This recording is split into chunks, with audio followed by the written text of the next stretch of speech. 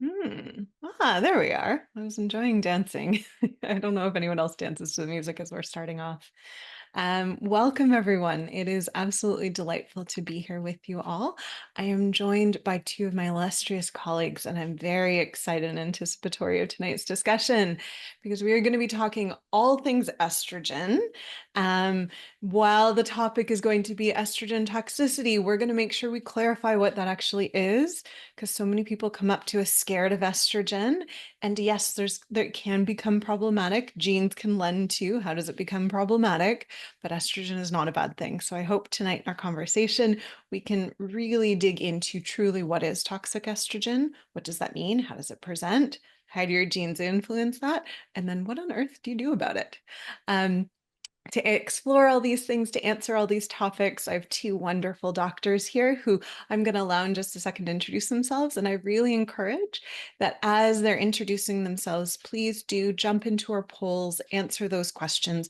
We really want to, when we have this conversation around estrogen toxicity, make sure we know who we're talking to, right? That will really inform how we talk about it. We want to be speaking to you, what you're concerned about, and what you do or do not know about it. So, again, to the end, welcome doctors. I have a wonderful PharmD here, Dr. Stephanie Nielsen, and then I have another wonderful newly minted PhD, Dr. Betty Murray. Welcome, ladies. Welcome, welcome. Yes, an incredible félicitations to you, Dr. Murray.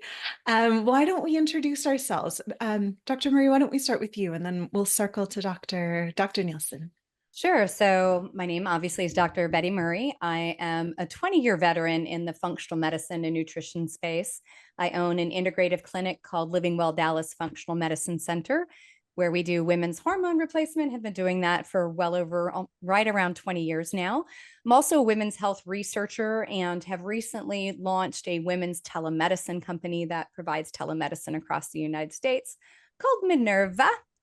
And so this is actually the subject of my dissertation. A lot of what we're going to talk about tonight is information that I had to dig in deep. So I really enjoy this topic. Oh, wonderful. I'm excited to learn from you this evening. Dr. Nielsen, the infamous. Why don't you Oh introduce my. yourselves to our audience? Well, I'm Dr. Stephanie Nielsen. I am a doctor of pharmacy. I've been around, oh my goodness, I can hardly tell you, over 40 years. I got very sick and then went back and got a board certification in clinical nutrition because no amount of medicine, even though I was trained in medicine, worked for me. I Mhm. worked for pharmaceutical manufacturers for more than 10 years and then developed my own practice in functional genomics and personalized nutritional medicine. So using food as your medicine and learning how to work with the body that you were given with your DNA and work those pathways. Yeah, I love that. And for audience out there, my name is Dr. Krista Kosterman. I'm a naturopath and the chief science officer here at the DNA company. My joy is digging into all the things that we do, both from a computer science perspective, a genetic perspective, and the heart where my medicine sits in naturopathy. So, ladies, welcome. And I wonder maybe if we can start the conversation by truly offering a definition and context to what is estrogen toxicity. This is a buzzword. You hear it quite often, and I get a lot of females, a lot of women that come into my practice, and they're like, "Ooh, I've heard about this, and I make estrogen, so I must have this. This is a bad thing. How do we get rid of my estrogen?" Why don't we define what it is to the end of making sure women aren't scared of a wonderful hormone that their body is creating? Absolutely. So I think one of the things that we need to understand is estrogen is not just a girl thing. We all have estrogen. We all need estrogen, and we have estrogen receptors all over our body. We have them in our brain, we have them in our skin, we have them in our gut. So, estrogen is a vital sex hormone, whether you are male or female. And when we talk about it from a DNA perspective, are you androgen dominant, meaning the testosterone and those components are more dominant and you have those characteristics? Are you co-dominant, both androgen and estrogen, or are you estrogen dominant? So, what we need to decide is where you fit in that spectrum, because then we can take that piece and help you work through if maybe your estrogen is slowed down, or if it's gotten clogged, because we do want to keep it moving. It's something that's good to keep moving, or just where you go in the balance of that. So estrogen is a wonderful thing. None of us would do well without it, but it our body has to detoxify, and that's where things can go a little crazy. Mhm. Absolutely. I So love I would definitely add on top of that that your estrogen, particularly estradiol, which is the dominant estrogen produced by your ovaries, is protective, right? We've demonized estrogen in the medical community over the last 22 years. And the reality is, like Dr. Stephanie was saying, it is vital to every single organ in the body. Our natural estrogen is not where we get into trouble.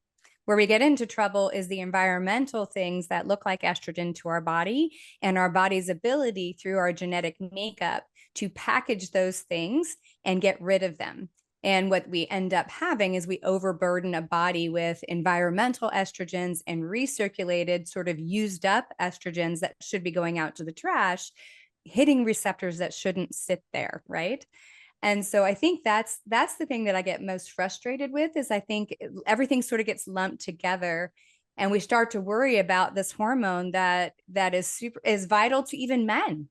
Men, if you shut down men's ability to make estrogen from testosterone, you will cause osteoporosis in men. It is vital to both male and female. And so we're going to dig in. I'm so excited to go into this content. Well, I'm actually going to give you a little known fact, which is I want you to think about your dad when you were really young. Your dad was big and he was vital and he was, and then as your dad got older, he maybe got a little bit of a pooch.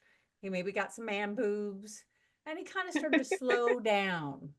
And your mom said, your dad's mellowed over the years. it. Men at the age 50 often have more estrogen than women at the age 50. And that gentleness that they've gotten, that soft and roundness, Mm. that has come from their estrogen. So this is all about balance. It's a teeter-totter that we want to make sure you have the right balance. But yeah, that softening, now that your dad can listen, and now that he doesn't get so fiery, and now that he, is kind of sensitive when he was kind of a lug when he was younger, that's his estrogen talking.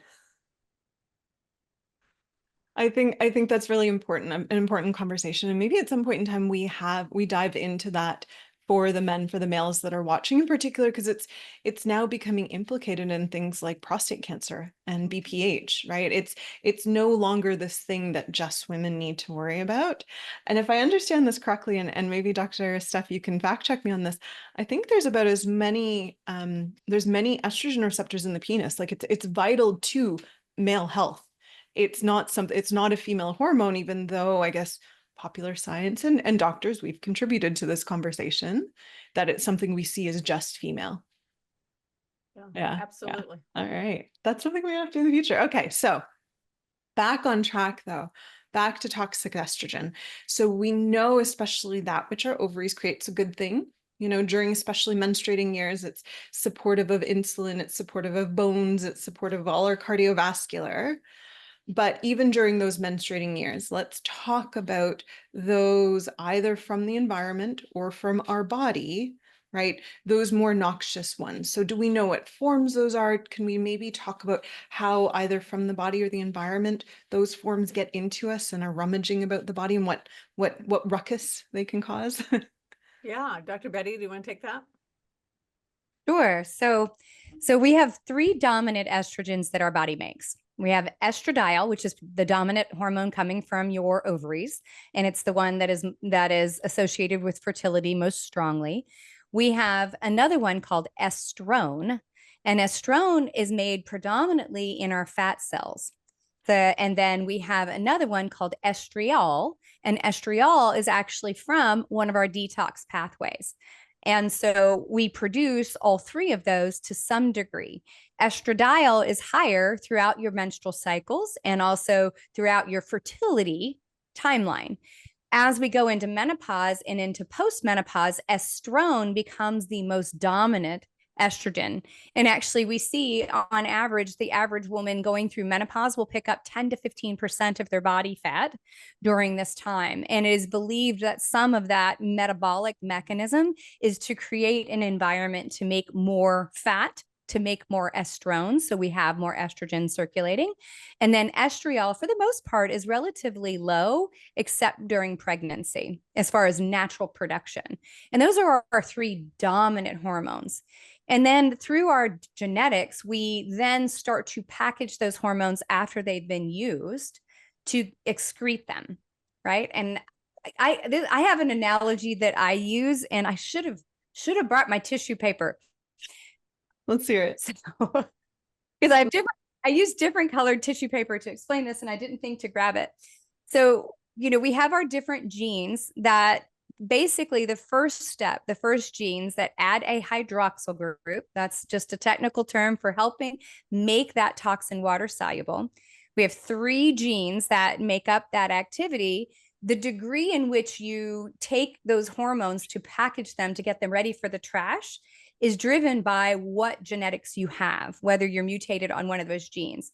And so this is where we get into trouble. This is where we might have excess amounts of hormones getting stuck in one of those pathways. Do you want me to go into that one, or do you guys want to jump in? You can keep going. I'll jump in. Please. On forever. Okay. So the genetics that are the gene that is associated with the most toxic byproducts is the CYP1B1 gene. If you're heavily mutated, either 1 or 2 mutations on that gene, what you do is you overly make a byproduct called 4-hydroxyestrone. When that is circulating in the body, because it cannot get out, what it can do is attach to the DNA and cause changes to your DNA. So think of that as the software inside your cell, and then you can get DNA changes. There's also a 16 alpha hydroxy that is associated with cell proliferation. So that means, hey, if I've got way too much of that byproduct, my cells can start to multiply in ways they aren't supposed to. Mm-hmm. And then there's the CYP1A1, which is producing the most clean estrogen, right? The most clean estrogen byproduct. It is associated with positive outcomes.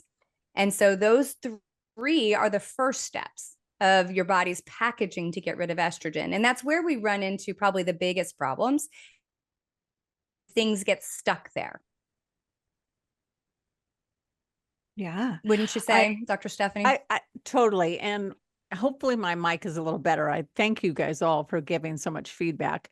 If that's a little better, or if it's too much, let me know. But, one of the things that I think everyone needs to do is a Dutch test at least once every couple of years, or a urine test to look at your metabolites. Thanks, Susan. I appreciate that. When you look at those metabolites, what you see is, am I going down the good path? Am I going down the bad path? Am I going down a questionable path? Now, the 16 that Dr. Betty talked about can be helpful in proliferation, but proliferation can be preventing osteoporosis.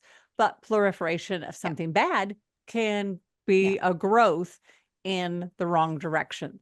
So interestingly, I did my Dutch after I hadn't done it for several years, and I had great down my good path, hardly any down my bad path, but a little too much in my proliferation. And we're going to talk about that a little bit later, where it was like, well, a little dab will do you, but this is kind of a big blob. And so what do we need to do to clean up? And what we know is our liver has a first pass and second pass. Now, a lot of women don't understand this, especially if you're taking oral estrogen. When that estradiol, which is so, prevalent, and then you break it into those estrogens and the metabolites, if you go into the first pass metabolism, it becomes more toxic. When it goes into the first toxicity, if you stay toxic, that's when things go awry. You've got to neutralize it by going back through a second time. So we're going to talk about glucuronidation today, and that's a big word, but it's an easy thing to fix. We're going Yeah. to talk about methylation. Many of you are more familiar with methylation. Mhm. And what that makes is it makes you get all the way through so the body can utilize it. It pushes it down the right pathway and you maximize your outcome. I don't care what you have. You can have a lot of food that gets wasted. You can have a lot of food, you turn toxic. You can have a lot of food and feed the masses. You can have a lot of food that just gets stuck. Okay. So we're going to use that estrogen in that we want to use it in all the right ways so that everyone walks away satisfied, so that everyone is well fed, but no one gets hurt. Does that make sense? Yeah. I love that. Can I offer a little bit of a tidbit and a clarification from the gene perspective when it comes to these pathways? So, when we talk about producing our 2-hydroxy, so that's through the CYP1A1, right? 1A2 to a small extent as well, that pathway changes over the course of a female's life. And I think this is really interesting and important to understand, especially as people go through that transition, that journey. And we still do have to check in with our survey to figure out where our audience is maybe after this. Um, but when a female is menstruating and that activity of 1A1 is happening, it is producing a 2-hydroxy, something we know offers all those benefits that we love that we've just articulated. When that female hits perimenopause, and so body's kind of like, yeah, I don't know if this is going to be my thing anymore. I'm thinking about menopause. It actually flips what it's doing and it starts to create a 4-hydroxy, which is what we just articulated as kind of that more noxious form that can lend to problems down the road. So this is something we really encourage women when you're looking at your report, be mindful of where you are in your menstruating life and be mindful of where you may be going in your hormonal life, because that which is producing a lot of estrogen now, and you're like, this is great. It's giving me all the benefits. A little bit down the road, that picture is going to change. And just as kind of a quick a foretaste as we think about what to do about it, that enzyme, that gene is also really influenced by caffeine. So your tolerance towards caffeine and what it does within the body is going to change over the course of your life. So just something to be mindful of. Yeah. Why don't we open up the survey there so that we know who we're talking to and how we're talking to people this evening or afternoon. Depends on your Dr. time Krista, zone. I love that you're just such a gene nerd. I've been petitioning for my title at the company to change to Chief Nerd Officer, but There you go. I don't know. I Okay. don't know if that petition's ever going to go far. All right. So when we ask the people of this webinar, what where are you in the hormonal life? So we have a majority of our audience here, postmenopausal. So just, especially that last tidbit about CYP1A1 is really important to you. But we do have some of our groups who are still a small percentage who are menstruating, but most are within the peri or menopause phase of their life. Why are people interested in estrogen toxicity? So a lot of people, 65% of our audience are saying we're feeling it. And maybe after this, we start going into that conversation of what exactly is feeling it. How do we discern what is truly an estrogen thing versus kind of a general inflammation thing? Because at least I think when people list them in my awareness, people kind of mix the two up. But then there is a significant portion of the audience and very reasonably concerned about their cancer risk, right? That's kind of, I think, where estrogen started to get its bad name, right? When we started researching breast cancer, ovarian cancers. And lastly, in regards to how are people managing it? I love this. Most of our audience, diet and exercise. I bow to that. We also have some people on BHRT, separately HRT. Some are doing medications. Interesting. 16% is doing other. I'm curious. That 16%. Show yourselves in the chat. Let us know what other is. And then last, and I love that we're having this question. I think it's really important, and I'm grateful to the women here that suggested it. How would you describe your sex drive? Hormones are inextricably linked with that. And a very big portion of our audience, 43%, non-existent or inconsistent, right? And so I think that's a conversation I think we need to talk about too. That's important. That's why you want to be putting on those ears, right? Enjoying them. So why don't we start by women who we've now established are producing we'll talk about the 4 a little bit, the 16, but that 4, especially that 4-hydroxy. what does that look like in that picture? What is a true kind of estrogen toxic picture, in particular for that postmenopausal woman? We'll speak a little bit to both sides, but especially given our audience is menopause and beyond. Well, I would love Dr. Betty to take that because she also is such a great researcher and has done running her clinic, has seen a lot of this. Yeah. So especially when a woman enters into that sort of perimenopausal time period, your progesterone is usually declining earlier. So that starts in our late 30s to early 40s. And the reality is that with that excess estrogen, you may have more of your own circulating estrogen relative to progesterone, the other counterbalancing hormone. And then when you have the extra 4-hydroxy byproduct, you're not able to get rid of it. So often what we see are things like heavier periods, more painful periods, fibroids.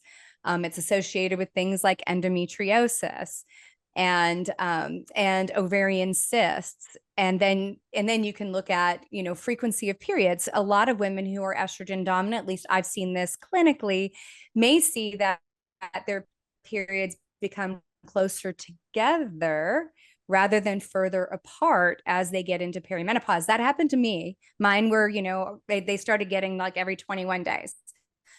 So I was, free for about 14 days out of the month. And it was like loss, acne, acne, particularly, I call it kind of the chin stripe right here. You might get acne breakouts like you did cystic acne. Definitely breast tenderness, those kind of symptoms also pop up. And then weight gain, right? Estrogen is one of those hormones that is like the 3 little bears. The oatmeal needs to be just right. It can't be too hot. It can't be too cold. Yeah. So when you got too much of it, you become estrogen dominant and more insulin resistant. And when you don't have enough of it, it shuts off metabolic pathways and leads to weight gain, particularly around your midsection. And so those things, those things are some of the ones that I think about that are not necessarily disease state situations, but the things that I hear from women every day. And then I would say also moodiness. Progesterone is very calming and relaxing. So insomnia and then irritability and moodiness tends to be worse at this time because estrogen is such a powerful hormone. So wouldn't you agree, Dr. Stephanie? Absolutely. Absolutely. In fact, I've been on BHRT for a good 10 years now. And when I did my Dutch test, as I said, my estrogen was really high. And I thought, well, maybe I'm being inconsistent. Maybe I just am doing too much. I was having some breast tenderness, but it was like, that's okay, because I was still doing one where I was cycling. So after one of our last webinars, I decided, well, I'm going to start playing with the patch. So I went from my topical creams, and then I went to the patch, and the 1 milligram patch was way too high. I instantly got headaches. I'm like, whoa. And the OB that I was working with says, well, you've been on this fairly high dose. I think this will be okay.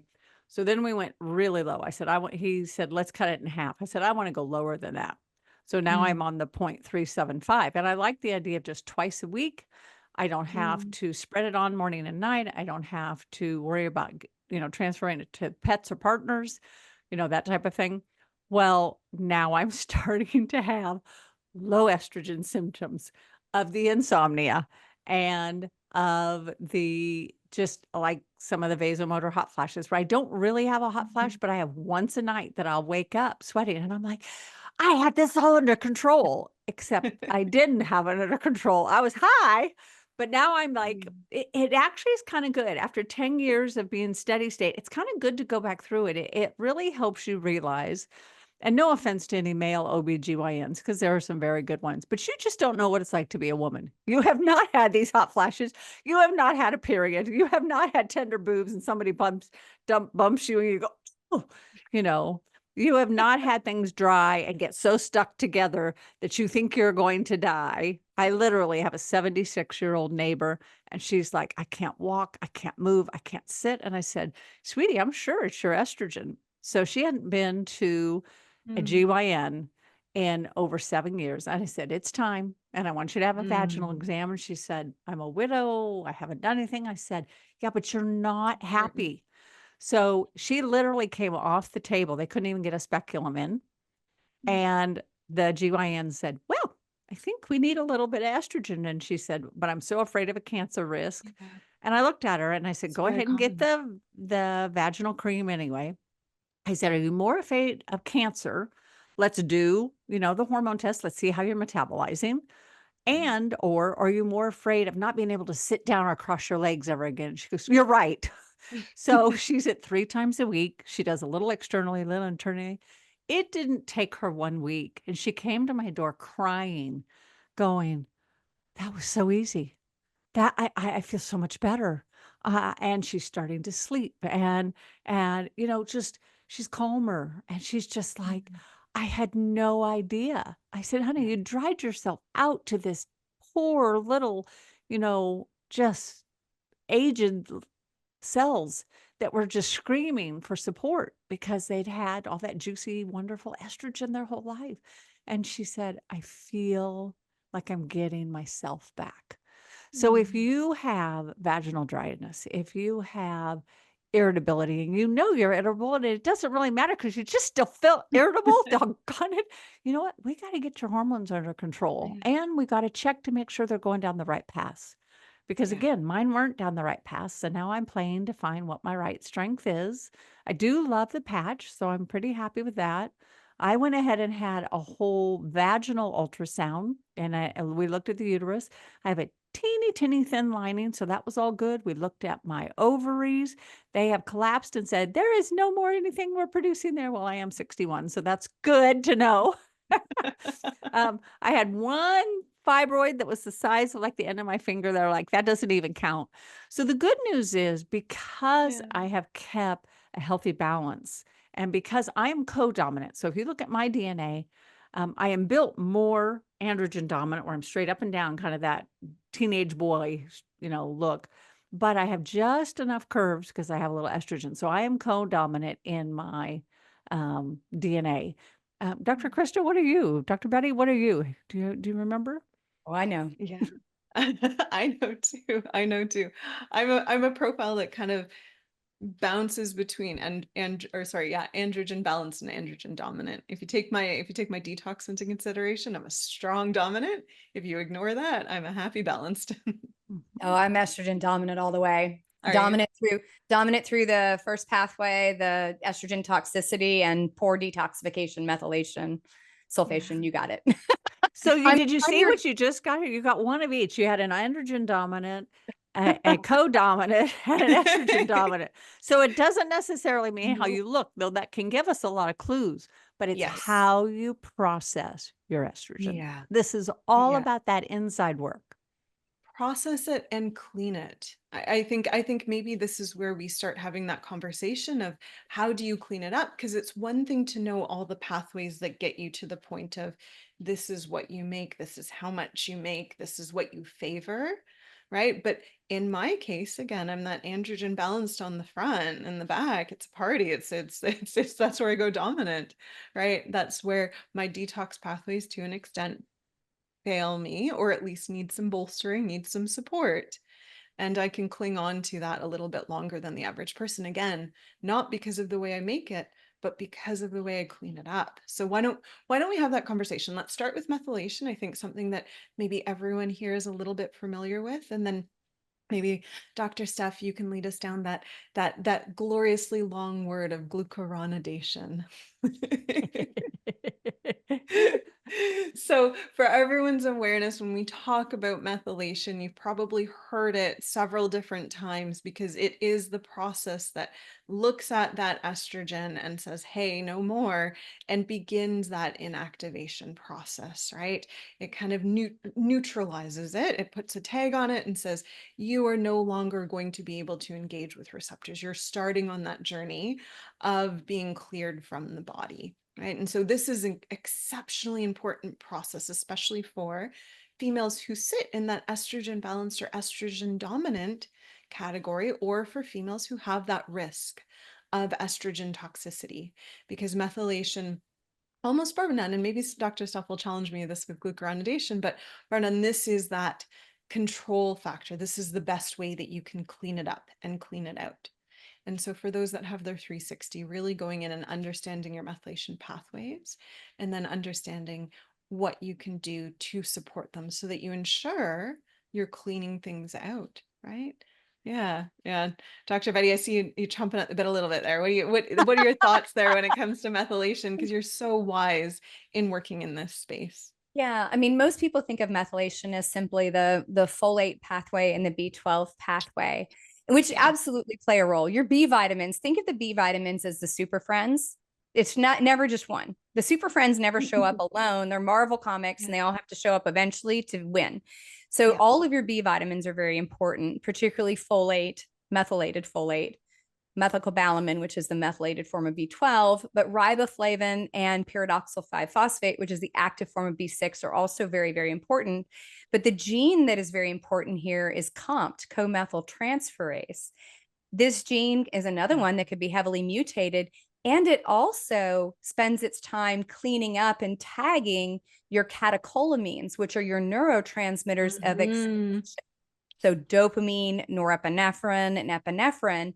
So often if somebody has this estrogen dominant state because of a comethyltransferase mutation where they're not efficient at being able to sort of tag and get rid of estrogen, they're also going to be that worrier warrior type, right? So they may have a stress response that's amplified or an inability to wind down. So those are other things that you can look at to say, is that happening? Because we can Wow. manipulate these pathways. I mean, I think, Dr. Kosterman is, it's one thing to know it, but it's another thing to test for it and be able to kind of watch what you do. And these are manipulatable. I can take additional B vitamins and take them to help the tagging process. I can take citrus bioflavonoids and broccoli extract and indole 3 carbinol or diindole methane or any of those byproducts of the broccoli sprout and help those deep detox pathways move in a more favorable pathway. Yeah. And I think that's the big part too. I love that you brought up that comment around neurotransmitters and that COMT has many roles, but specific here, neurotransmitters as well as estrogens. And this is why I've seen, and actually I more borrow from other clinicians who really focus in this space, but they'll come back with stories of like, I've really worked on methylation, I've really supported it, and now their mood and their disposition and their stress responses have changed. And to me, that tells me they've worked too much at methylation, kind of kicking things out of balance. And now that's impacting the way they're processing their neurotransmitters. So I don't say this. None of us are saying this. Methylation is important. You need to support it. You need to support it in alignment with your genes, in alignment with your SHMT1, which tells you methylfolate or not, with your MTR, which tells you, methylcobalamin or not. It's important you support all of those channels, but you need to do it with someone, a care provider that can ensure you're not pushing it too far, because you don't want to be, cleaning out your estrogens only to be without energy and depressed and without motivation, right? You can push that too far. So Yeah, it's definitely. thank you for raising that. It's important. Yeah, it's not a more is better. I think it's so easy No. in today's day and age. You see things online, you watch people on social Yeah. media, and you're like, I think I have that. I'm going to take a lot. It's like never in the history of man have we been able to take 15 milligrams of methylfolate, right? You can't eat enough green stuff. So it's very important to know the genetics and then test for what's really happening and manipulate, because you can overmethylate somebody and cause problems on the other side. Right. So Yes. yeah, it is all about, balancing it out,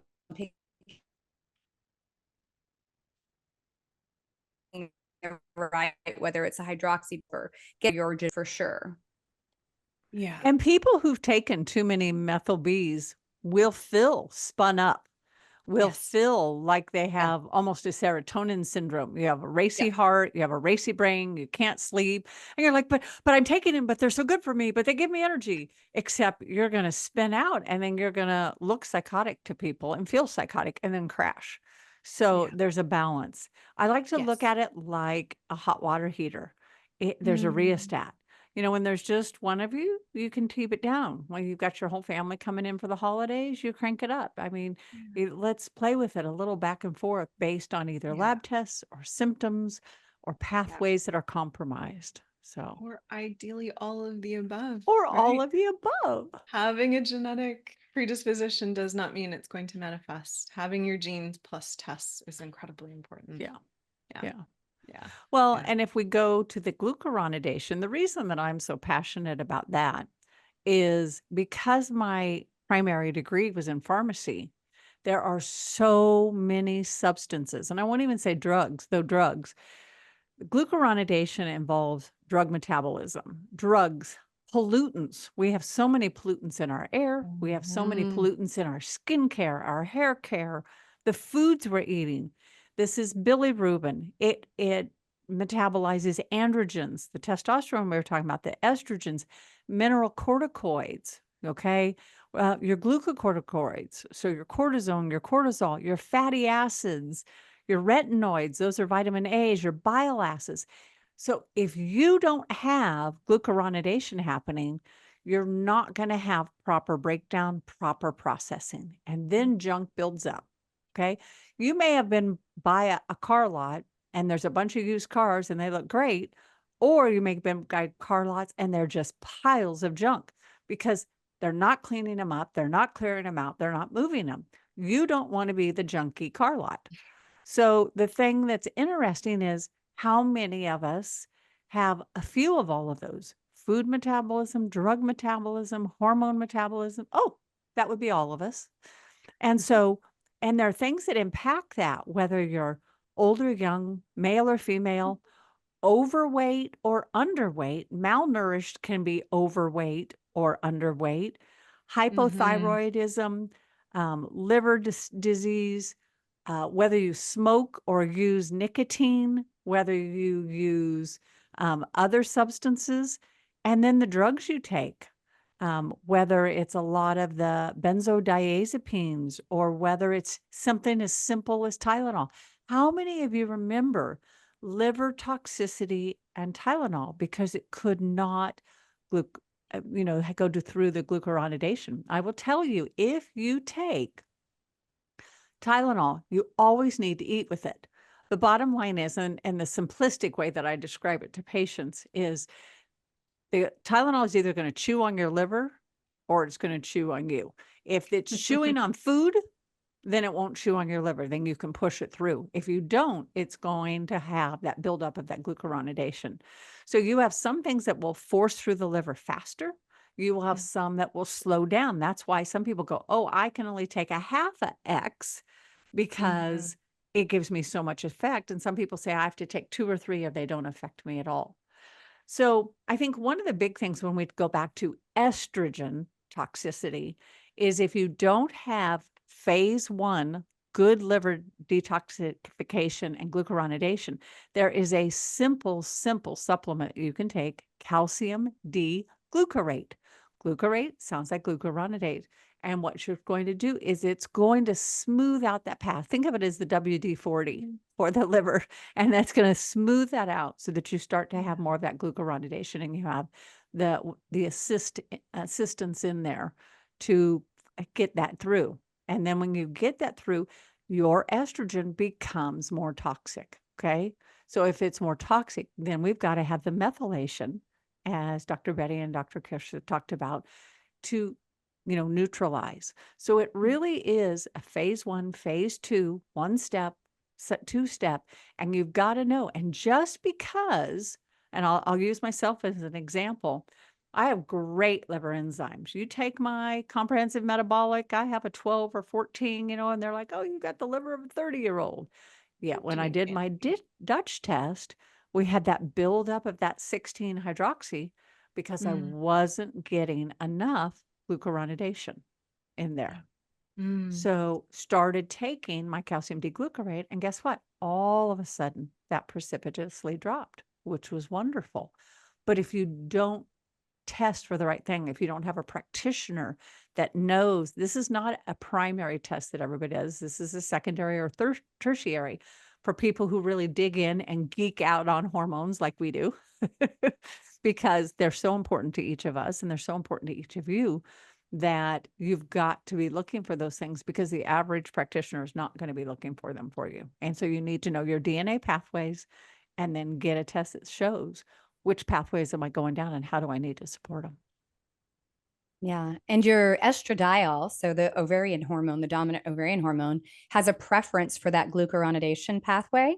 And then estrone, the one that we start to dominantly make as we move through menopause and beyond, goes through sulfation, which has a relationship with glutathione production, and all of your other hormones go through that pathway. Yeah. And so you can often get sort of a toxicity buildup in that pathway that affects whether glutathione is available or not. Then, of course, if you're genetically, you have deletions there, that makes it more difficult. Yeah. And so, looking at that entire pathway, you get a good idea of the exit routes all the way through the exit.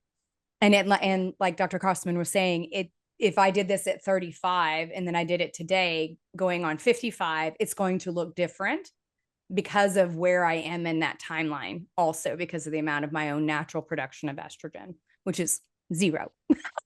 I am way past menopause. Yeah, no, and it's all connected to, right? That sulfation pathway that you just spoke to is requiring and kicked off effectively by methylation. So again, it's one big happy family. You pull it one worm, you get them all. Yes, exactly. Yeah. And just a comment here, because I think this to an extent is not said enough when discussing how do we manage toxic estrogens, right? I think we've gone through a lot of our phase 2 pathways, methylation, glucuronidation, sulfation. I'm getting these words. I'm really proud of myself tonight. We've talked about that. So we've kind of talked about how the body is packaging it and getting it ready for elimination. But we still have to talk about one of the most important parts of elimination is the physical elimination, right? So by and large, that will happen through bowel, by and large, especially for estrogens too, that's going to come through sweating, and then also to a degree through urination, right? Right, think about the Dutch test. Think about what we just said. Dutch test, where you literally pee on a pad to figure out what's going on with your hormones. So this excretion is also really important. I think it's important as people consider how are you managing hormones, the conversation around how often are you sweating? How often are you going to the bathroom from a bowel movement perspective and from a urination perspective? Because you can take all the supplements in the world, you can take all the hormones you want in the world, you're not going to feel well if you're not on a daily basis getting some sweat, getting some poop, and getting some pee. Love where my life has led me today. It's a great day. Yeah, so I wonder, I know we're going to transition soon to questions because we have a lovely little list of questions. I want to make sure you have some time for them, but any other thoughts when it comes to managing toxic estrogens? So we've talked a lot about the detox pathways. Dr. Steph in particular has offered like calcium deglucuronate, yep, that one, very close. Thank you, we're getting so close. And then Dr. Murray has offered, thoughts around a lot, the broccoli family, especially sprouts and a lot of their little derivatives, be it DIM, be it IC3, things like that. And then we've also talked a lot about kind of the team players that are our B vitamins, maybe methylated B vitamins, maybe not, depends on you, depends on your genes. Any other thoughts when it comes to managing toxic estrogens before we jump into our questions? Yeah, I'd love to jump in here. So like Dr. Kosterman was talking about and Dr. Stephanie, one of the major ways in which excreting our hormones when we're ready for the trash, like this is we're dumpster diving now, people, we're on our way out. The most important part of that is when it gets to the stool that it makes an exit. And your microbiome and the composition of that microbiome, the jungle inside there and the microbes inside your gut will determine whether it makes an exit or not. And it's essentially there's a group of microbes in your gut called the estrobolome. And the reason why we call them that is they allow that last ditch, ready to go to the dumpster estrogen to get recirculated back through the liver into the bloodstream and let it get recirculated. And they also affect drug metabolism. So like even some of the chemotherapy drugs literally become therapeutic because of the estrobolome, right? So they're there, they're important to be there, and they actually grow in numbers when we go through menopause, because again, the body's like, I need estrogen, so I'm going to recirculate what I can. But if I have too many of those, what's going to happen is the things that are slated to go to the dumpster can get recirculated. So when I think of correcting for this, I start like it's kind of like a house remodel. You don't start cleaning out the attic until you have the dumpster out front, and you reverse the action. So you come in through the garage, clean the garage out, and work your way to the attic. So when I'm trying to fix this, I go to the very end point and correct for the gut. That means we got to be pooping, we got to have fiber, we got to eat good foods that grow good microbes. And we start working our way backwards, because what I have found is a lot of times people come in and they'll go, okay, I know I got a detox problem. I'm estrogen toxic. I'm going to take DIM. And that's it. And I'm like, okay, there's more going on here than that. And we might be just spinning a dial in the middle of those detox pathways, getting nowhere. So think of it as like a housekeeping project that you got to start at the dumpster and work backwards and clear the path. And that's the most vital. And so you got to fix the gut first, and you got to work on feeding those microbes and getting the right composition there. And then you can add supplements. And I would say working with somebody that understands this is really, really important, because you can make things worse or better. But just knowing that you can kind of work backwards is a way to go. Yeah. Yeah. Yeah. No, I think working with a practitioner is so important. I say that more just from personal experience of the times where I've been like, I can treat myself. This is going to be great. And then it wasn't. It's so important for everyone to have a third party, that advocate for, I don't have the same bias that you're coming in with to support this. I call it rent a stranger. Everybody needs a rent a stranger that can come in. That. Yeah, because we've got our own, like we'll negotiate our own stuff. We're no different than you are. I'll come in with my bias in my negotiations and change accordingly. Yeah, and it's a collaborative process. It always should be. Any doctor that doesn't think it is talking to a wall effectively. Yeah. Yes, exactly. Yeah. Exactly. Yeah. Dr. Nielsen, Dr. Steph, any thoughts as to other little goodies to managing estrogen toxicity before we jump into our chat or our questions? Are you excited for our questions instead? Well, I think one of the things that we're going to be revealing is that because there is so much emphasis on estrogen toxicity and breast cancer, we are introducing a new test, and we're going to have the DNA 360 breast test. And the thing that is so wonderful about this is it is as simple as a teardrop. You literally, if you've ever gone to an optometrist or an ophthalmologist, they put a little bit of paper in your eye, and you should try for a minute or two, and then they pull it out, and then they read it and they check your levels. That's what this is. You literally pull your eye down. I've been one of the lab rats, the guinea pigs. You pull it down, you have this bend, you put it in your eye, you literally lie down for 5 minutes and just shut your eyes and listen to a podcast or listen to some soft music. And then you open your eye, you put it out, you put it in a sleeve and send it in. Well, the beautiful science behind this, and as our chief science officer, I can let you go into more, but this can detect as early as just breast inflammation at 0 breast cancer to stage 1, stage 2, stage 3. And it gets a little less sensitive at stage 4. But how wonderful to get something at an early inflammatory stage where it's correctable by diet, exercise, and not get a diagnosis of breast cancer, but more breast inflammation. So as the experiment, again, I told you I was having some breast tenderness. I'd been on this high dose estrogen, and I expected my test to come back peachy king. You're super. You got great boobs. Everything's wonderful. And mine came back in the red, and it came back and said, this is too much for your age and for your condition and for your health. You need to look into this. And that was just a wake-up call that said, are you kidding me? So again, prompted my Dutch test, prompted me to change my estrogen, prompted me to dig in deeper, to reevaluate, even though I'd had a very long-standing paleo diet, tighten up, my diet, and all those little cheats or all those little it's okay or all those special occasions that were pro-inflammatory. When that inflammation came back, I said, you know what? I like my girls. You know, we're going to see what we can do to keep them around. So the very thing that I am the most grateful about is, even though I am co-dominant, I do have problems with methylation. I do have problems with glucuronidation. I do have problems with sulfuronidation. And I saw in the chat that I said phase 1 for glucuronidation. Thank you for catching that. That is phase 2.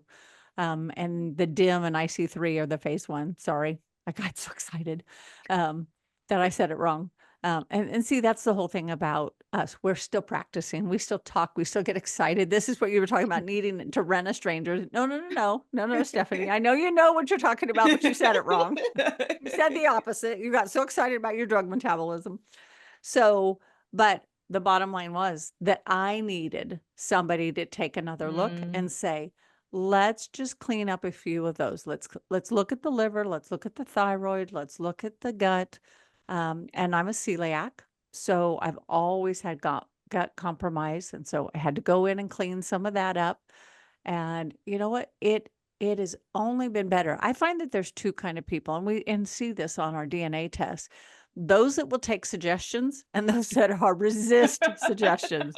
People that want to look it in the eye and say, stare that baby down, you know, bring it on, I'm going to handle it. And people say, I'd rather not know. Well, I'm a bring it on, baby. Face it on. Let's get it done. Because I know whatever I go through, I then can share.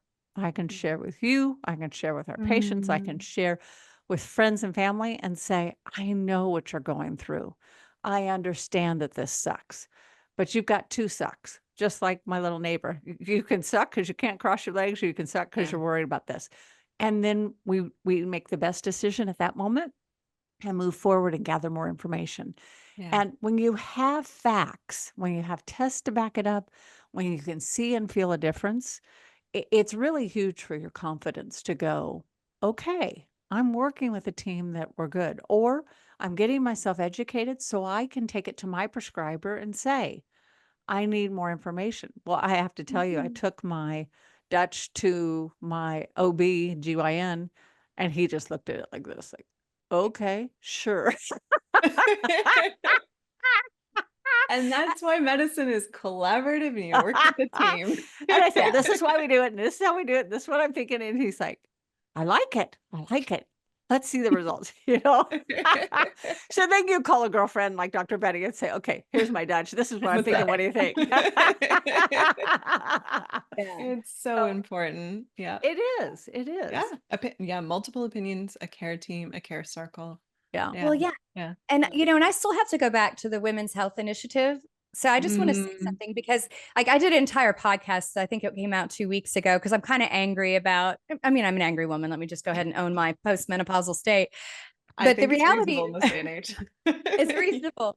So in that study, which was completely just misaligned and gaslighted women, in that study, there was a 23% reduced risk for breast cancer in the women that were taking Premarin, which has 13 hormones in it, has first pass metabolism, which we know is not ideal. We have much more elegant ways to give hormones back in bioidentical, which means it's exactly like what your body made. It's the exact same hormone key.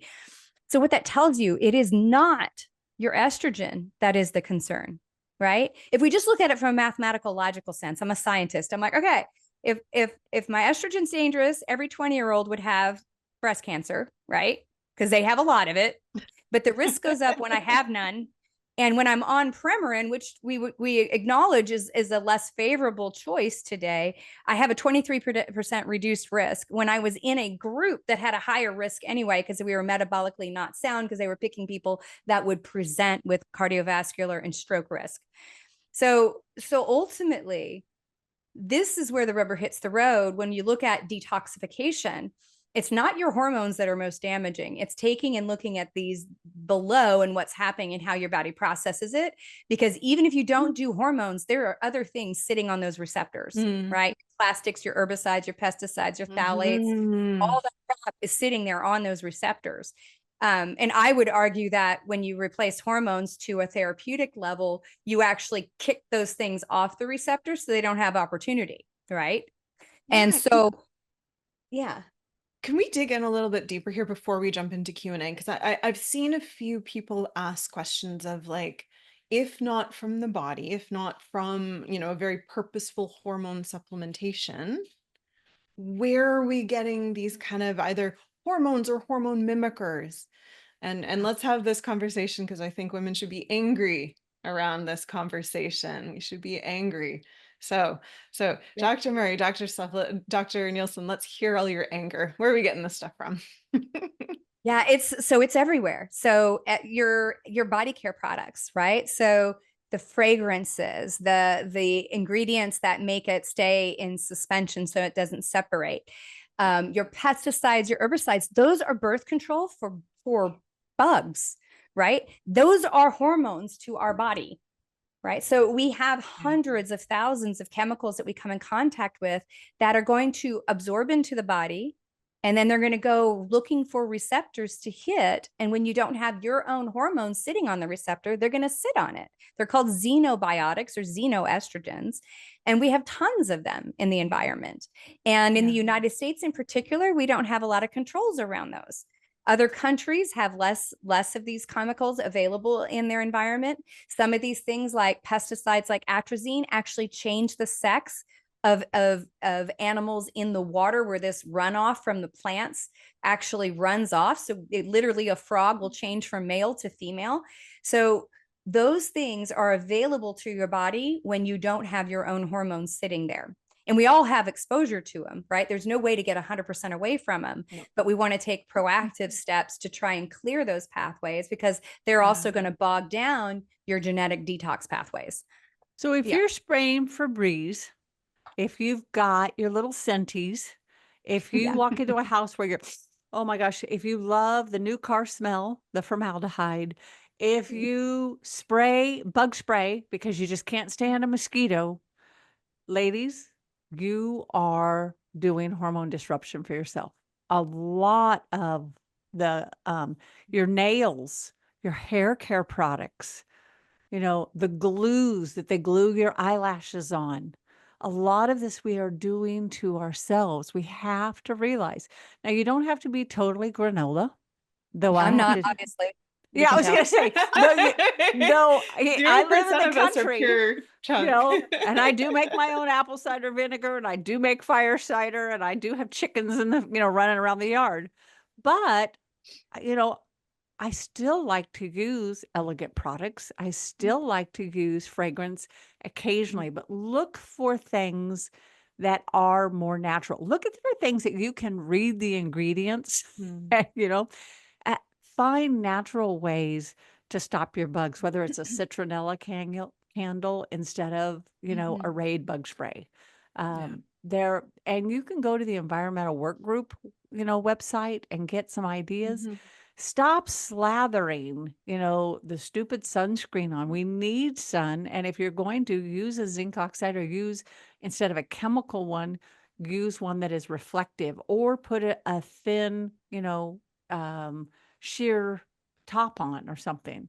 Do you know that jeans are an SPF like 50 or 80? It's I think like, a okay. white t-shirt is SPF of like 10. Like Yeah. it's if you go on, consult Dr. Google. Dr. Google will tell you the SPF of all your clothing. Yeah. So- I have a long sleeve SPF shirt that I wear in the summertime. Yeah. There's a wonderful sunscreen, my favorite right now, called Boom Sun. And this is not a paid advertisement, but Cindy Joseph literally has essential oils. So these beautiful oils with a zinc oxide.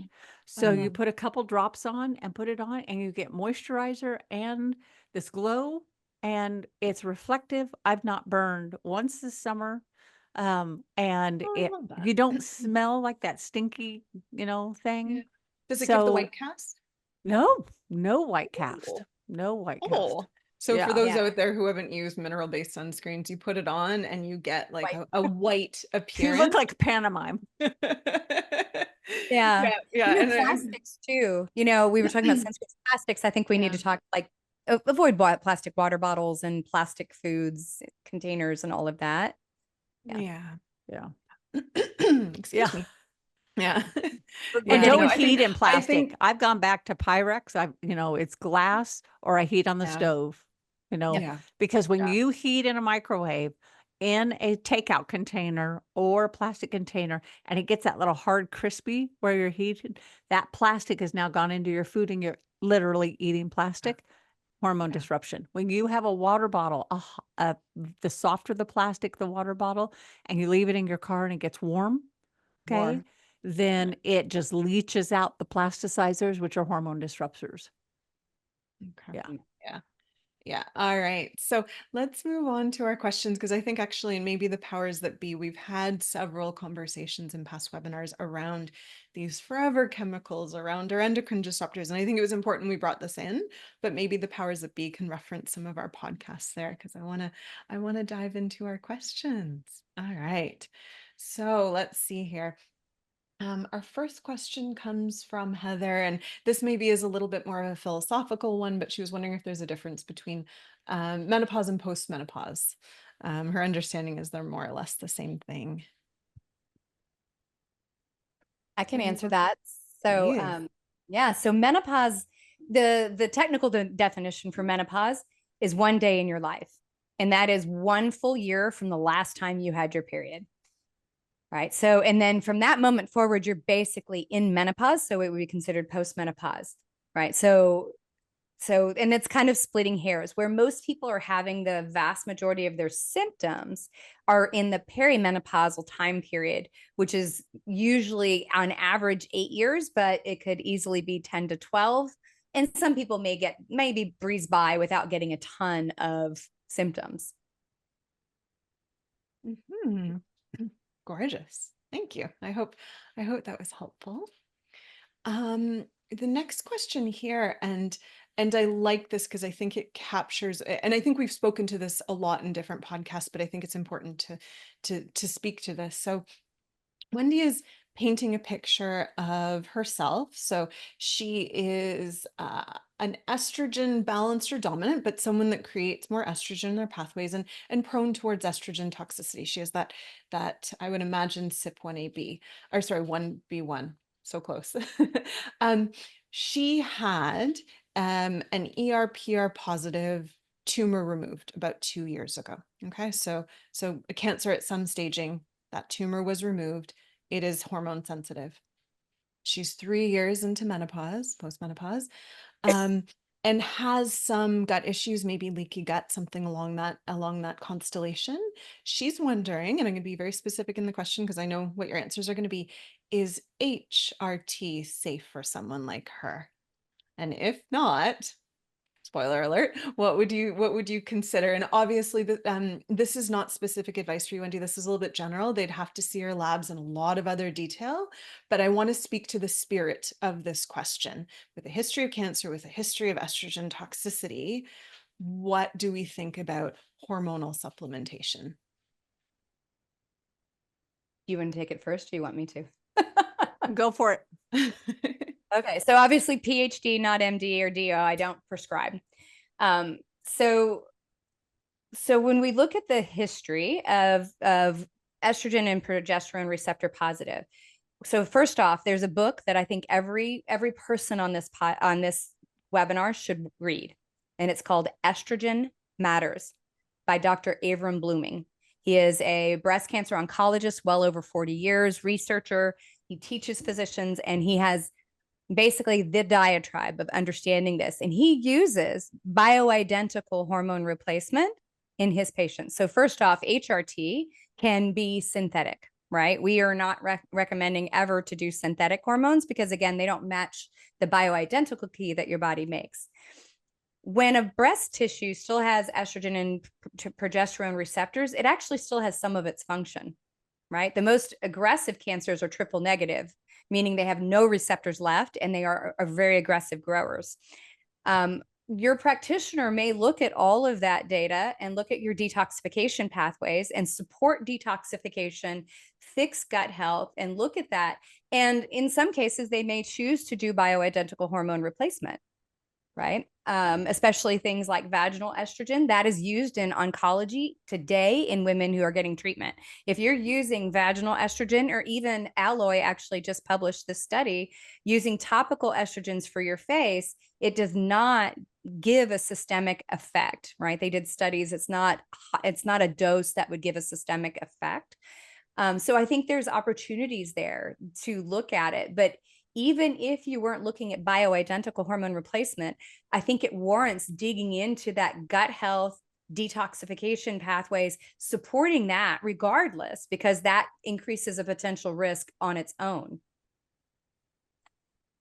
And my addition to that is congratulations that it was estrogen and progestin positive, because as Dr. Murray pointed out, when it's triple negative, and we can influence it that way. Because if you look at the study that was done by CMS last year that showed women on any type of hormone replacement, though I agree, I would not do HRT, I would only do BHRT, but you've got to do what Dr. Murray said. You've got to fix your gut first. You know, all of us on here had gut problems. If you're having that kind of, growth, you've got to fix your gut. That's your first thing.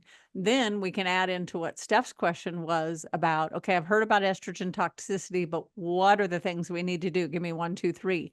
It's the Asian nation. It's sulfation, glucuronidation, perspiration, defecation, urination. Guys, anything that has an Asian, you've got to get it moving. Literally, you've got to sweat, you got to pee, you got to poop, and you need to make sure you understand that you have each one of those optimized, because if you have that, you won't build up the toxicity. If you have that, then you can do your BHRT or your topical, whether it's face, vaginal for symptoms, and observe how is my body working with it. It's not an all or none. It's which pathway am I driving down, and how do I drive it down that pathway? We talked about, depending on which pathways are broken, a few things that you can do.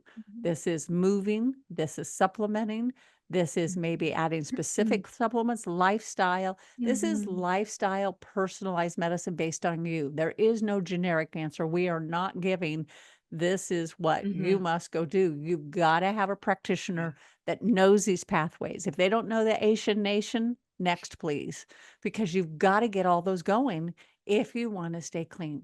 Yeah. And you can test for it. That's the beauty of things That's the like beauty. Dutch test or HUMAP. There's another company that has it, or even a 24-hour urine. You can look at how you're excreting those things, and you can monitor. I monitor mine because I have a lot of mutations in that pathway. I'm not good at it, but I'm also not willing to give up my hormones either. Ditto. Yeah. Yeah.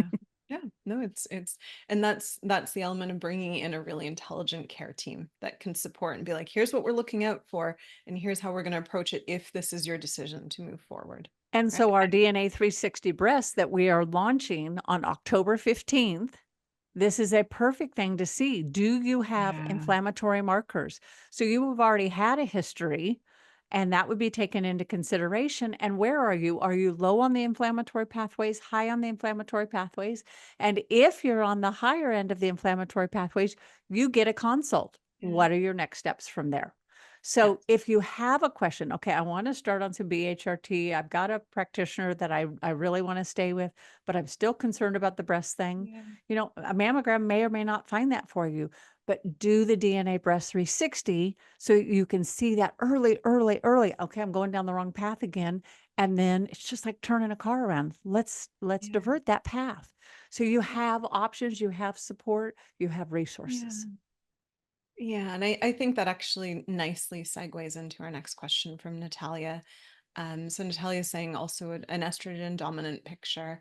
And she's asking how careful does she have to be with BHRT? And I think between you two, you beautifully answered that. And she just says, there's a family history, so there's a lot of concern, right? Because she obviously either heard of or witnessed a life be lost in probably a very painful way, and there's fear around that. And I think um especially if you're someone who wants to know, not someone that wants to bury your head in the sand, and both are viable options, right? Informed choice. But if you're someone that wants to explore it, it's a very easy test. And to Dr. Nielsen, Dr. Steph's point before, it takes tear fluid, which is indirectly a byproduct of blood, right? It's just a very concentrated, it takes out a lot of the big cells, like the red blood cells. You're just looking at some smaller protein elements here.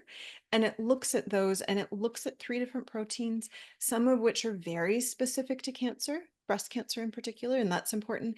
And then some that are more specific to breast inflammation, right? Because we can't think of cancer as one day you wake up and all of a sudden you have it.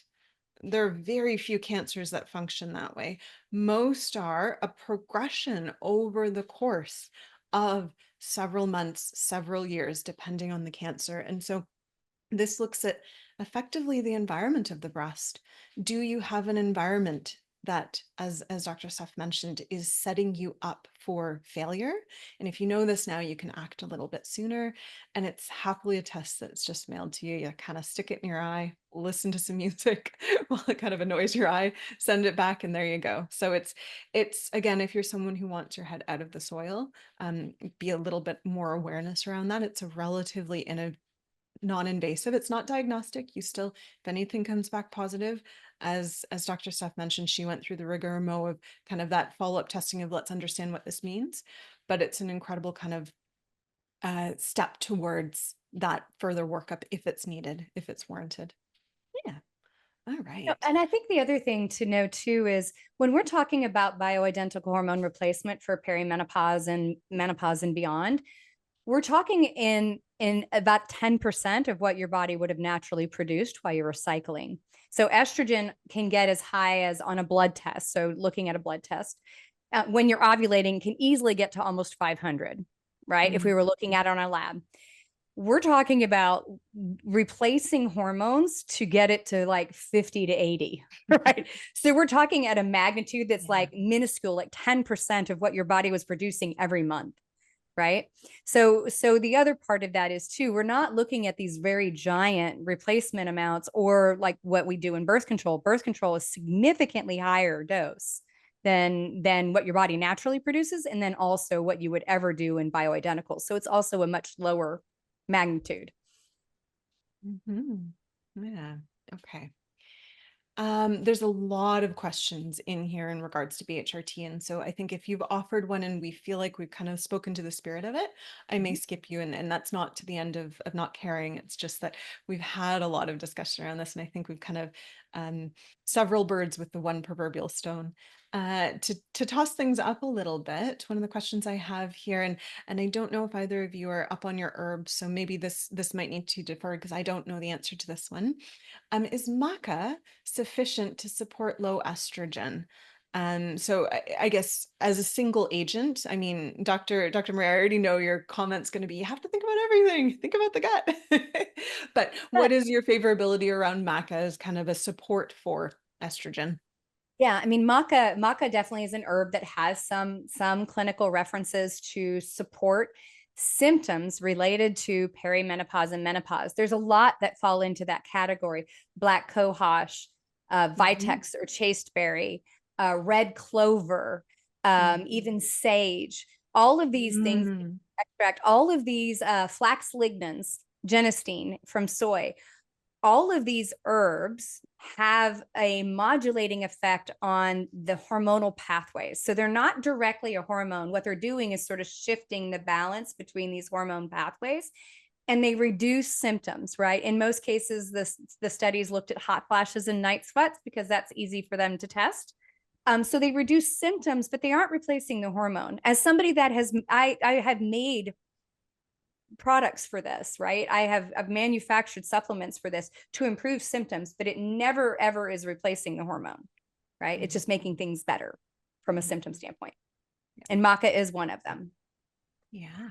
Yeah, I wonder, and maybe Dr. Steph, you might want to take this one. There's other questions in here in regards to, what about DIM? DIM to the end of managing. The question here is specific to breast cancer risk, but just in general, how can DIM be used as part of that constellation towards estrogen management, risk reduction, and symptom management, right? Well, DIM helps clear, as you've already said, I'm in your question, that you're estrogen dominant, and should you take DIM?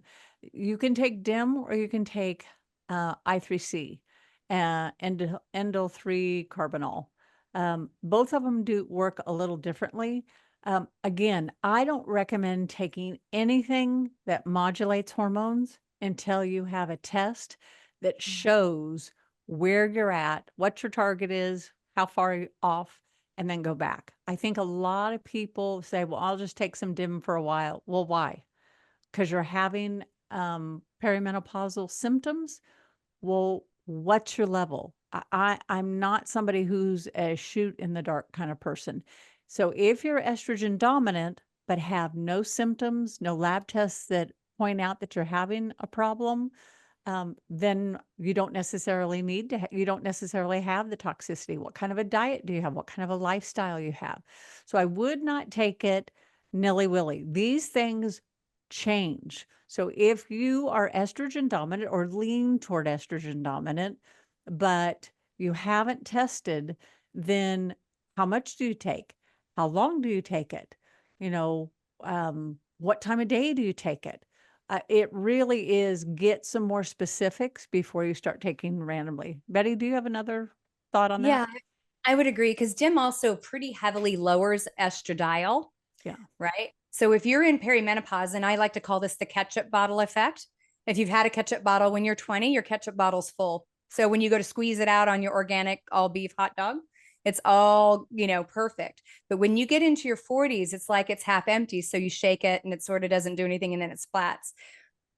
So if I am in that situation where my estrogen may be high and low and high and low, or moving towards reduction, if I take a large amount of DIM, I may be lowering estradiol, which is the protective estrogen, right? So I agree with Dr. Stephanie. It's real important to kind of get that picture, if you can, of your urinary hormone metabolites, because it might be that I'm using citrus bioflavonoids and hops to manipulate the 4-hydroxy pathway and leaving that 2-hydroxy pathway, which is where DIM works, alone, right? Or very little, right? So I may not need just one agent. I might need a combination.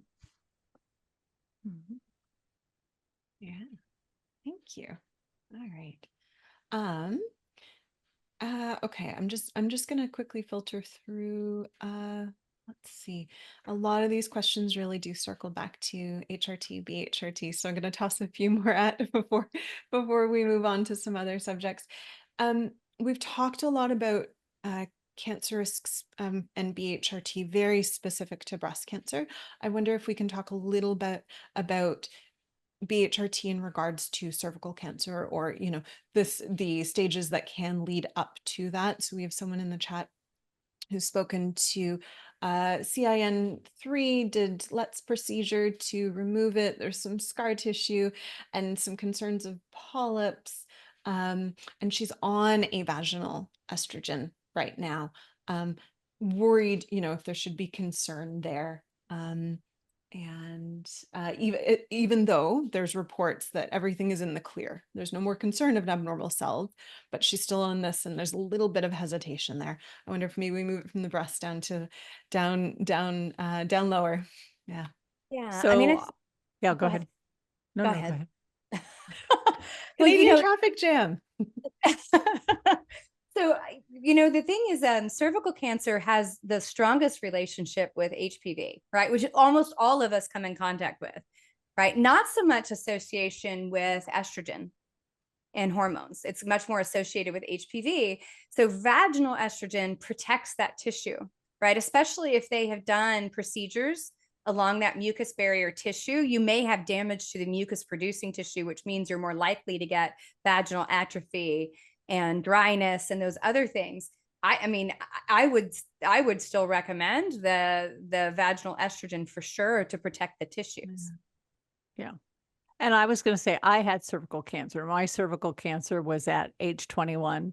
We know so much more now than we did then. HPV does cause most of it.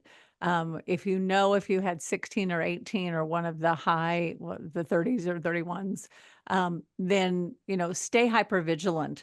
But the other thing that really helps reduce your risk of recurrence, besides monogamy, is high vitamin A, high vitamin C, and a really good diet that is full of all sorts of fruits and vegetables. So I agree with Dr. Betty, keeping the vaginal estrogen, I am less concerned about that recurring for you because of the topical effect. But stay on it. I did a post, I think it was 5 to 10 years that I was hyper vigilant. And I had to do, besides the laser therapy, I then did topical Ascarix. And I did 6 weeks of those, which was really dreadful.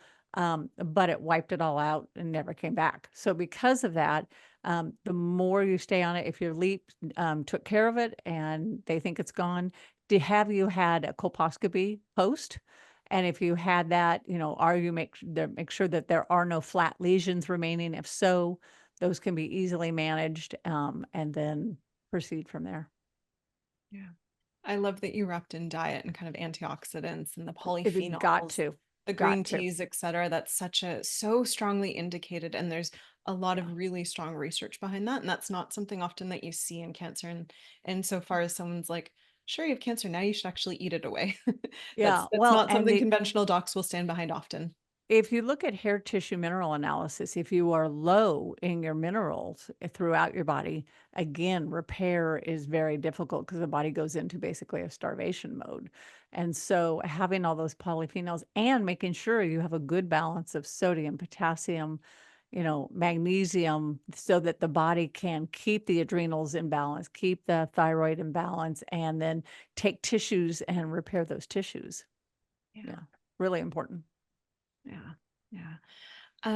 The last question, I think that at least around BHRT, and we've indirectly answered this, so I'll allow you to offer anything additional, should you so want.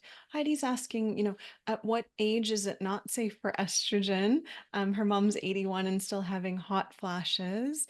And so I think Dr. Steph, you a little bit talked about this with your neighbor and the new introduction there.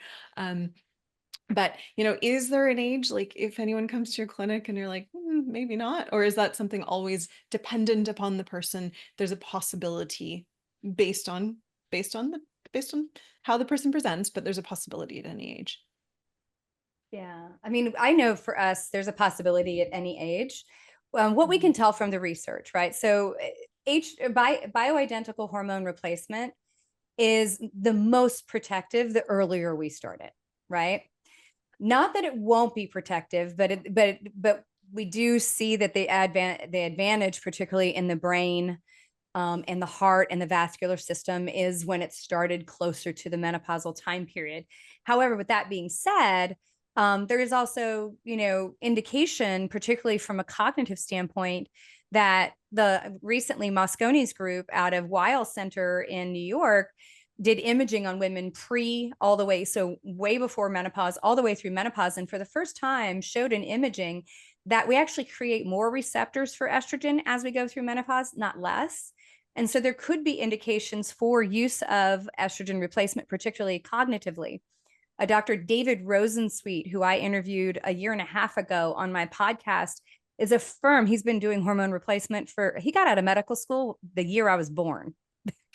Seriously, he's still advising. He's not personally practicing anymore, but he still trains other physicians. Seriously, I'm 55 this year. And he's he talks about giving his mother and his mother-in-law in their 80s hormone replacement because their cognition was declining pretty rapidly, and he felt like that was the benefit. So I think there are times you could still be getting hot flashes. Thermoregulatory control is very, very twitchy in women, particularly when we lose our estrogen, and some women won't see them go away. Yeah. Yeah. So I can tell you that I have a couple patients. One of them is 91. She is tall. She has tight skin. She has beautiful eyes. She has a great continence. And she said, you will never take this stuff out of my hand. I will die with my BHRT in my hand because I 100%. refuse to go down without a fight. Then I have some that come in that says, is it worth it? I'm 75. Is it worth it anymore? I'm like, is it worth it to feel good? Is it worth it to be juicy? Is it worth it to have energy? Is it worth it to have skin that repairs? And they're like, do you think it'd be that bad? I said, well, look at your friends. They're like, none of my friends can believe that I'm still going. And I'm like, and you want to stop because? And they said, I just thought at some point it became a vanity thing. I said, no, I think it becomes just a, I want to feel good thing. You know, Mhm. I used to be all about quantity, quantity, quantity. Quantity, I'm going to live to be 100. I'm going to be 120, whatever. Hogwash. I don't care if I live to be 65, 85, 125. Quality. When I go, it's like my 94-year-old grandmother that just, she said one day said, I'm not moving to the old folks home. She'd fallen, she hurt her knee that we had to just have her at rehab. She shut her eyes and just didn't wake up. She said, that is beyond, that is a non-negotiable for me, and just didn't wake up. But she had driven up until she had hurt her knee at 94. So she lived by herself and she had been a widow for 30 plus years, and she drove and she played cards, and you know, it was like, if you're going to go out, go big or go home. And so Mhm. why not have your mom get rid of her hot flashes and finally be able to sleep through the night? Why not? You know, check out to make sure she has her glucuronidation and her Asian nation flowing. But why not? Yeah. And you can do a Nation. little extra cardio Yeah. workup, have a CT angiogram, look for aortic stenosis or narrowing of the artery in the heart. In a small population, there might be increased risk. But for the most part, you're looking at very low levels often to reduce those hot flashes. Yeah. Yeah. I love that. All Yeah, right. I've got people Mary, that yeah, it's a choice, right? It's a choice. You get to choose you get to choose the adventure of your life. Yeah. right. So Mary has asked a question, can estrogen toxicity cause inflamed lymph nodes in the armpits? So for context, lymph nodes scattered throughout the body, they're kind of this collection center where a lot of immune, think of them as a message point, the survey point. The body's checking in, what's going on? Do we need to be concerned? And so can it lend to things that will create inflammation and then send signals out and cause concern in these lymph nodes? Indirectly, yes. I'd really encourage you, though, that if you have some inflamed or swollen lymph nodes, in particular in the armpits, to go see a physician. This can be something that's very concerning and it needs to be evaluated. I wouldn't, estrogen toxicity at that point in time, I think the more important part is getting evaluated, seeing a doctor, understanding what is causing that, because there's many different things that can cause that. Is estrogen part of that? Sure. But you don't want to hang your hat on that. Go get that checked out. It's really important because, again, that's a point where the body is like, we've taken all this information from different parts. Are we concerned? If there's a swelling, there's a concern. Okay. So you want to go get that checked out. Okay. All right. We are getting there. Okay. One last question or two more questions. Um, there's a Lori here. And I'm going to butcher the name of this medication. I struggle with enunciation. Anastrozole. It's something that a lot of people who have been on hormone positive cancers take. She's taking that. She's wondering, what can you do if you're on that and you have really poor methylation? So again, I think a lot of, and doctors, please hold me honest. I think a lot of the agents that can support methylation are B vitamins, our zinc, our possibly methyl groups, depending again on your methylation pathways. There's nothing that's contraindicated there. So supporting your methylation pathways does not contraindicate that medication. I'm being honest there, especially Dr. Staff. There's no contraindications between those vitamins. No, Okay, no. perfect. So Yeah. Allons-y with the methylation support there. Our last question of the night, and this is for, that small portion of the audience that isn't in that peri or postmenopausal state. For bodies that are approaching menopause, approaching perimenopause, they know their DNA, how can we have more an informed journey? Maybe you're not in perimenopause yet, but you know your genes. How can we have an informed journey towards menopause?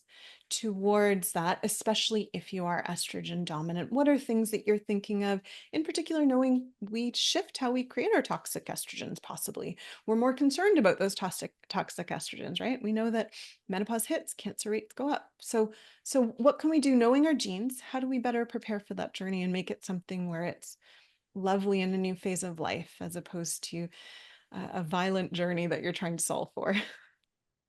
Yeah. I mean, I always think about this is the time. So, what is an ounce of preparations better than a pound of cure or whatever? So, the Something. reality is this is the perfect time to get a baseline Dutch test, right? This is a perfect time to go, okay, I know my DNA, because again, the DNA is not a guarantee, it's a potential, right? If I do the Dutch test, I see it now, and then I can look at what's really happening in those pathways. And then from that test, you'll be able to know what herbal agents might you use? Do I need to increase polyphenols in my diet and eating more broccoli and things like that, getting more fiber, maybe adding DIM or something like that? You'll know from that result, because if you get in front of it, right, and you address those toxicity pathways, continuing to do so, you're going to reduce the likelihood of having that estrogen toxicity contribute to symptoms, right? Your propensity for it. That's what I would say. Yeah, no, I love that. Dr. Steph, any thoughts in readying and preparing for that journey? All I was going to say is test, don't guess. Yeah, I love that. No, I think that's perfect. Yeah, yeah. And then aligning up all your diet and lifestyle habits. I have a just kind of to support kind of this. You said you were estrogen dominant. I have a client who is co-dominant. And I marvel at her discipline and dedication, but an exquisite diet, everyday exercise kind of does all the things. And her journey through menopause is a non-event. The only thing that has happened, her periods have stopped. If period wasn't part of it, she wouldn't know if she was before or after, because nothing has changed for her. She puts that work in, especially towards that smoothness, and she's doing great. So it's something I think, as well as you ready for that, readying your body for that clearance, right, is important. Establishing all those habits. All right, ladies, I think we did it. I think we did it. I'm so very grateful. I'm so delighted when I get to get on these calls with you and talk all things that are women and women's health. And I'm grateful to the audience. I think for far too long, we haven't paid attention to this. We haven't had these very open, candid conversations. I know there's a few male practitioners in here. Thank you for joining us and advocating for the females within your practice and being curious for females in your practice, or maybe the females in your lives. So any parting words before we bid adieu to our audience who's so steadfastly stayed till the end? Yeah. Just Yeah. thank you. Just be proactive. I think you made a good point. The male practitioners that are here, the more you know, the more inquisitive you are, the more you can serve. And that just makes you, that makes you so unique and so special. And we appreciate your staying to really learn that so that you can make a difference in all of your clients' lives. So kudo. Bless you. Yeah. And hearing the stories, Yeah. And hearing thank the you for, experience. yeah. And thank you for everybody for taking what is the most valuable commodity we have, which is time, and joining us. That's huge. So we don't take that lightly. And remember, we have our breast DNA 360 that'll be launching on the 15th of this month. They're doing pre-orders. They'll be mailed out before the 31st of this month. The greatest gift you can give yourself is peace of mind. And if you do that early, it's so simple, so easy. And have yourself know that you don't have inflammation, or if you do, head it off before something else big happens. Great gift that you can give yourself. And we're so excited to be able to offer such an easy, powerful test as an extension of our line. Yeah, especially for people who fall outside of that conventional guideline imaging and whatnot. Yeah. All right. Thank you, everyone. I believe we're back tomorrow night with other webinars, but thank you in the audience, everyone, so much. For those that weren't able to stay at the end, we'll post this to our website so you can see it again. Ladies, thank you so very much. I look forward to the next time we get to dive into these conversations. Always. Thank you. Such a great time. All right.